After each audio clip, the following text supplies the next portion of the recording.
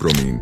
ये रासायनिक रूप से क्लोरीन के जैसा ही है। फर्क बस इतना है कि क्लोरीन एक गैस है और ब्रोमीन एक लिक्विड। अगर गलती से भी ब्रोमीन एल्युमिनियम के संपर्क में आ जाए तो यह बहुत ही ज्यादा खतरनाक साबित हो सकता है। एल्युमिनियम के संपर्क में आते ही इतनी तेजी से जलना शुरू होगा कि मानो जैसे कोई वोल्केनो फट रहा हो। इस रिएक्शन से निकलने वाला धुआं काफी डेंस होने के साथ साथ जहरीला भी हो सकता है। क्या आपने कभी अपने केमिस्ट्री क्लास में ब्रोमीन के साथ एक्सपेरिमेंट किया है? कमेंट में जरूर बताएं। ग्लोबल वार्मिंग ये एक बड़ी समस्या है। धरती का तापमान हर साल बढ़ता जा रहा है।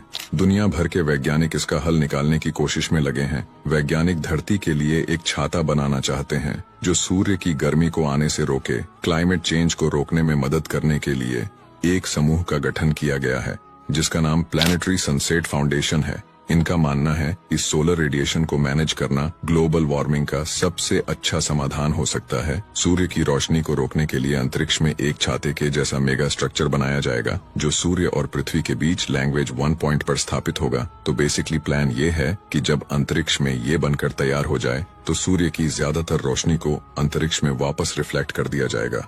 फाउंडेशन का कहना है कि प्लैनेटरी सनसेट का निर्माण संभव है। दुनिया का सबसे ऊंचा पर्वत हिमालय माउंटेन का निर्माण कैसे हुआ, क्या आप लोग जानते हैं? दरअसल आज से लगभग 50 मिलियन साल पहले हमारी धरती पर केवल एक ही कॉन्टिनेंट हुआ करता था जिसका नाम था पैंजिया। फिर लाखों सालों में टेक्टोनिक प्लेट्स के खिसकने से पैंजिया कई लैंड मास में टूट गया, जिसमें से एक विशाल भूभाग हमारे भारत का भी था जो लाखों सालों में नॉर्थ की तरफ बढ़ते हुए यूरेशिया महाद्वीप से जा टकराया।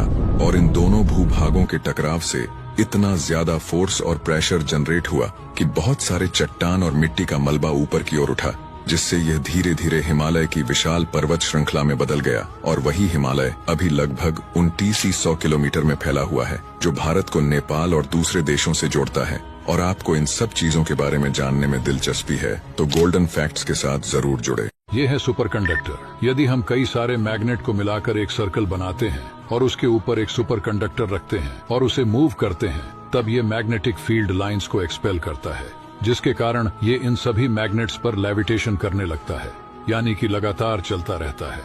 इसे साइंस की भाषा में क्वांटम लेविटेशन कहते हैं। ये सुपर कंडक्टर तब तक चलता रहेगा जब तक इसका टेम्परेचर ठंडे से गर्म ना हो जाए। आने वाले भविष्य में इसका इस्तेमाल बड़े लेवल पर किया जाए तो इसके जरिए लेविटेटिंग कार्स और हाई स्पीड ट्रेन भी बनाई जा सकती है। अगर आप साइंस की वीडियोस में दिलचस्पी रखते हैं तो गोल्डन फैक्ट्स के साथ जरूर जुड़िए। ये है 16 साइकी, एक ऐसा एस्टेरॉयड जो पृथ्वी पर मौजूद हर एक इंसान को बिलियनियर बना सकता है। वैज्ञानिकों के हिसाब से इसकी कीमत करीब 10,000 क्वाड्रिलियन डॉलर्स है, जो कि हमारे ग्लोबल इकोनॉमी का लगभग 1 लाख गुना है। अगर इसे समान तरीके से सभी में बांटा जाए तो पृथ्वी पर मौजूद हर इंसान के हिस्से में 100 बिलियन डॉलर्स आएंगे। फिलहाल तो ये एस्टेरॉयड मार्स और जुपिटर के बीच स्थित है, लेकिन जल्द ही इसी साल नासा इस पर एक सैटेलाइट लॉन्च करने वाला है।